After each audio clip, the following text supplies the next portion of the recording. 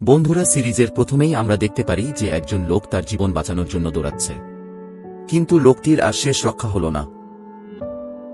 বন্ধুরা, এরপরের সিনে আমরা দেখতে পারি চারজন বন্ধু একসাথে খেলা শেষ করে বাড়িতে ফিরছিল, কিন্তু তাদের মধ্যে উইল নামের ছেলেটি বাড়ি ফেরার পথে হঠাৎ রাস্তার মধ্যে এমন একটি রহস্যময় প্রাণী দেখতে পেল যা দেখে সে অনেক ভয় পেয়ে যায় এবং রাস্তার পাশে সাইকেলটি নিয়ে পড়ে যায়।